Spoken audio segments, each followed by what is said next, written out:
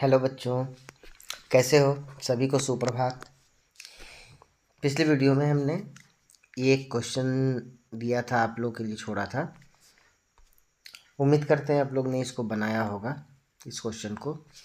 ये ये क्वेश्चन इसी साल 2026 के 9th के क्वेश्चन पेपर का सेकंड नंबर क्वेश्चन था। जिन्होंने नहीं बनाया उनको मैं इसका सॉल्यूशन बता देता हूँ। ये क्वेश्चन बोल रहा है 0.12, इसके ऊपर रेकरिंग दिया हुआ है। 0.12 के ऊपर रेकरिंग है। पूछ रहा है ये किसके बराबर है, ए बी सी या डी। ठीक है, तो कल हमने इसके बारे में बताया था कि इसको कैसे बनाया जाता है। आज मैं इसको फिर से सॉल्व करके आपको बताता हूँ कि ये क्वेश्चन किस तरह से बनेगा। ठीक है, सारे ऑप्शन को चेक करके भी आप इसका आंसर दे सकते हो। जैसे देखो, पहला ऑप्शन दिया हुआ है 12/100। पहला ऑप्शन क्या देगा, 12/100। तो 100 से अगर हम 12 को डिवाइड करेंगे तो इसका वैल्यू आएगा 0.12। यहाँ दिया हुआ है सेकंड ऑप्शन 3/25। यहाँ 25 से अगर हम 3 को डिवाइड करेंगे तो इसका भी आंसर आएगा 0.12। थर्ड ऑप्शन दिया हुआ है 4/33। 33 से अगर 4 को डिवाइड करेंगे तो इसका आंसर आएगा 0.121212। इस तरह से ये बढ़ते चला जाएगा। तो जब ये रिपीटेशन होता है, तो मैंने आपको बताया था, जब ये रिपीटेशन होता है तो इसको हम लोग रेकरिंग करके लिखते हैं 0.12 के ऊपर रेकरिंग। ठीक है, ये ऑप्शन को देख के आप बना सकते हो, लेकिन इसका सही तरीका बनाने का क्या है वो मैं बताता हूँ। कल बताया था मैंने, आज फिर से बता देता हूँ आपको। क्वेश्चन दिया हुआ है 0.12 के ऊपर रेकरिंग। ठीक है, तो इसको हम लोग इस तरह से लिखते हैं। ये रेकरिंग का मतलब 0.121212।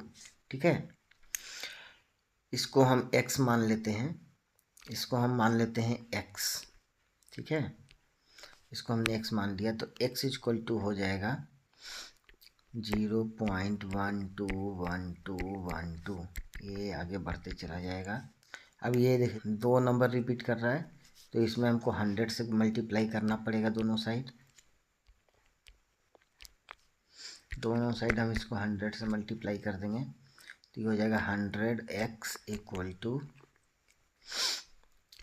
12.121212 डॉट डॉट डॉट। ठीक है, इसको हम लिख सकते हैं 100x इक्वल टू, ये हो जाएगा 12 प्लस 0.121212। आगे बढ़ता चला जाएगा। फिर इसी को 100x इक्वल टू हम लिख सकते हैं 12 प्लस, ये जो पार्ट है इसी को हमने इतना इक्वल टू x यहाँ दिया हुआ था तो ये हो जाएगा x। ये x को हम इधर लेके आ जाएंगे, अगर ये x इधर चला जाएगा तो हमारा हो जाएगा 100 माइनस x इक्वल टू 12। ठीक है, इसको और आगे हम लेके जाएंगे तो ये हो जाएगा 100x माइनस x है ना। तो ये 99x इक्वल टू 12 होगा। देयरफॉर x इक्वल टू 12/99 हो जाएगा। इसको जब डिवाइड कर देंगे तो ये हो जाएगा 4/33।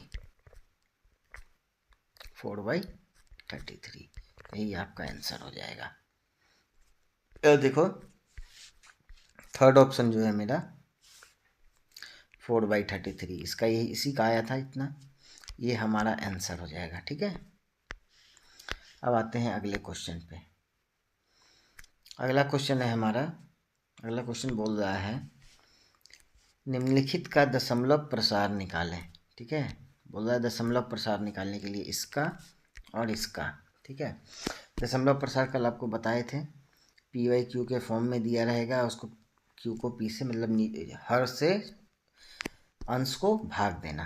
तो पहला अगर हम देखेंगे तो इसको हम डिवाइड कर देंगे, 100 से भागा देंगे 36 में, ठीक है।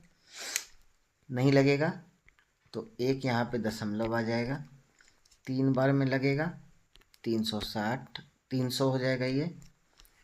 यहाँ 6 जीरो आएगा, फिर एक जीरो उतरेगा, नहीं लगेगा तो 6 बार में लगेगा तो 600, 600, ठीक है। तो इसका दशमलव प्रसार हो गया कितना, इसका दशमलव प्रसार कितना हो गया 0.36, ठीक है। ये किस टाइप का दशमलव प्रसार है, इसको बोलते हैं शांत, इसको बोलते हैं शांत दशमलव प्रसार।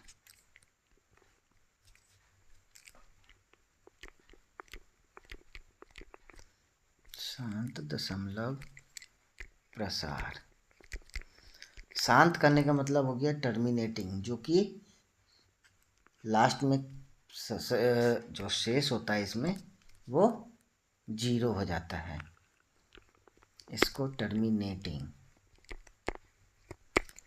डेसिमल एक्सपेंशन बोलते हैं, ठीक है। शांत दशमलव प्रसार। दूसरा क्वेश्चन है हमारा 1/11, इसका दशमलव प्रसार निकालना है। मतलब इसमें 11 से 1 में हम डिवाइड करेंगे, ठीक है।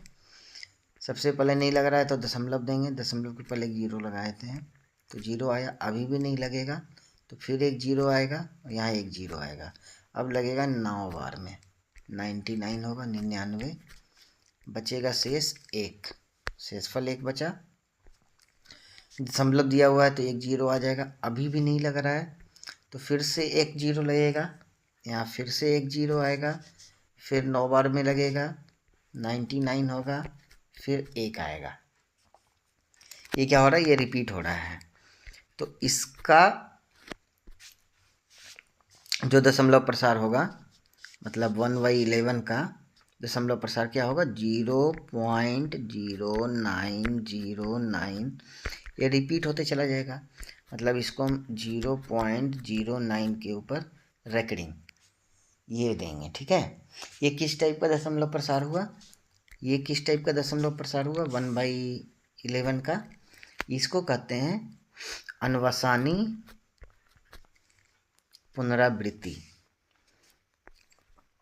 अनवसानी पुनरावृत्ति, ठीक है, अनवसानी पुनरावृत्ति इसको कहेंगे। क्यों, क्योंकि ये रिपीट हो रहा है।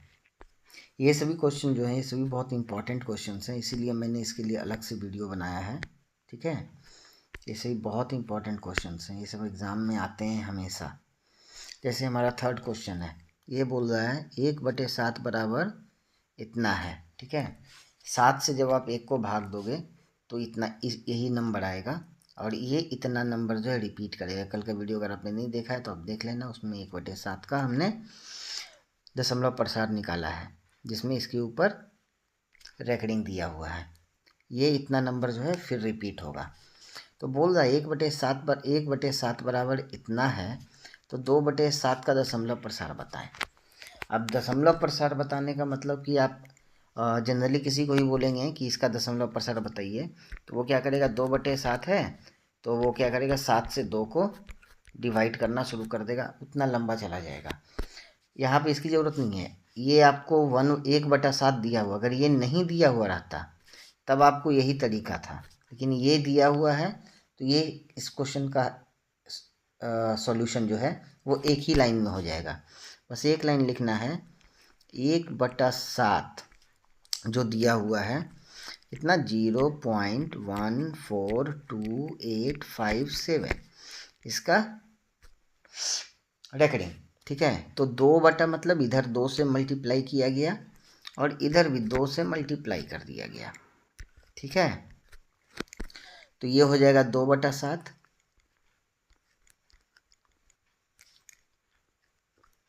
ये 2/7 हो गया, इधर भी 2 से मल्टीप्लाई कर देंगे तो ये कितना हो जाएगा 0.2857 0.14 इसके ऊपर रेकरिंग, ये रेकरिंग नहीं जाएगा, ठीक है, ये इसको लगाना ही है, यहाँ लगा हुआ है तो ये यहाँ भी लगेगा।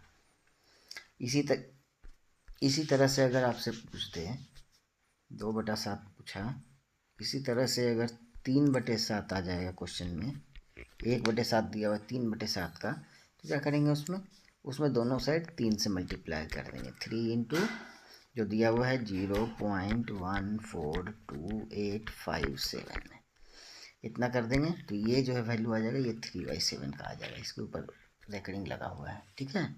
ये समझ में आ गया।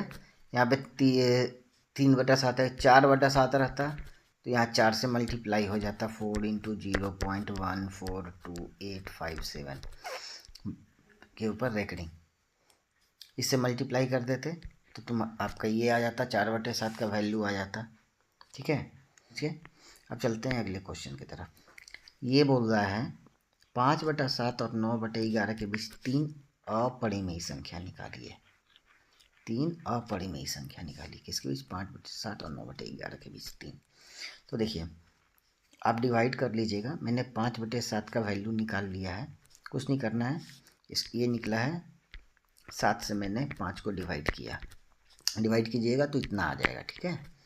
ये 5/7 का वैल्यू आ गया। उसी तरह से ये 9/7 का वैल्यू है, इसको आप 9/11 का वैल्यू, 11 से 9 में आप डिवाइड कीजिएगा तो आपको इतना वैल्यू आ जाएगा, ठीक है, ये निकाल लीजिएगा। अब बोल रहा है ये दोनों के बीच 3 अपरिमेय संख्या, तो आप अपरिमेय संख्या 3 पूछ रहा है आपसे, तो आप कैसे निकालिएगा?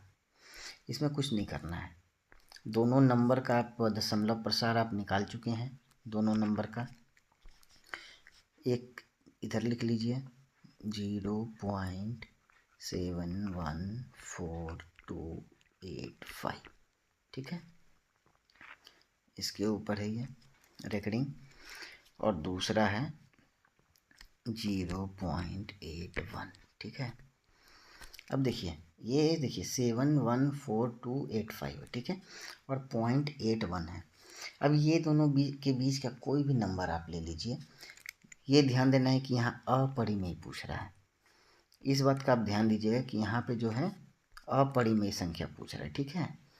अपरिमेय संख्या, अपरिमेय संख्या कहने का मतलब हो गया कि वैसा संख्या जो कि रिपीट भी नहीं होता है और कभी ख़त्म भी नहीं होता है, नॉन टर्मिनेटिंग और नॉन रेकरिंग।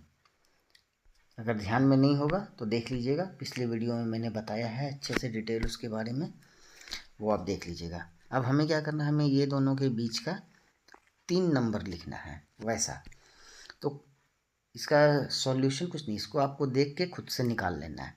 जैसे मैंने एक नंबर ले लिया 0.74 0.74 7400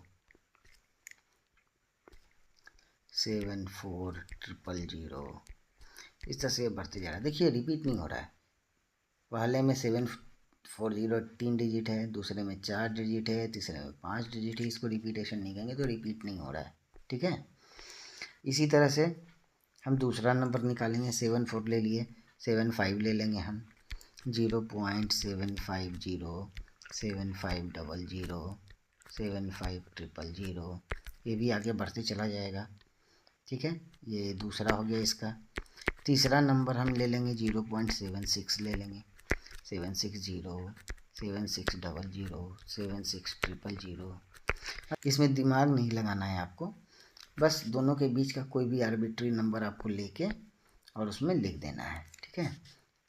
तो ये आपका पहला नंबर आ गया, ये आपका दूसरा नंबर आ गया, तीसरा नंबर आ गया, 3 अपरिमेय संख्या आ गए।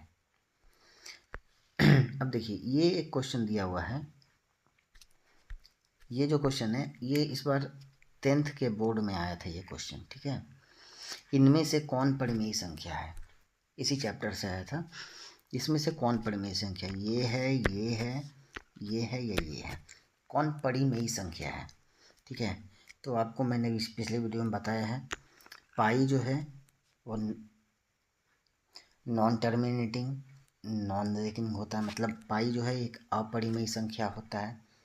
इसी टाइप का नंबर होता है जैसे ये नंबर दिए हैं हम ऊपर में, इसी टाइप का नंबर होता है, कभी ख़त्म भी नहीं होता, कभी रिपीट भी नहीं होता है। तो ये अपरिमेय हो गया, तो ये ऑप्शन होगा नहीं। ये देखिए यहाँ आपको दिख रहा है 01 001 001, ये चलते चला जा रहा है, मतलब इसमें भी कुछ कहीं कुछ रिपीट नहीं हो रहा है, मतलब रेकरिंग नहीं है, और ये कभी ख़त्म नहीं होने वाला है, तो ये नॉन टर्मिनेटिंग हो गया। ये भी अपरिमेय हो गया, तो ये भी ऑप्शन नहीं होगा। पहला ऑप्शन दिया हुआ है स्क्वायर रूट ऑफ 1764, 1764 का वर्गमूल।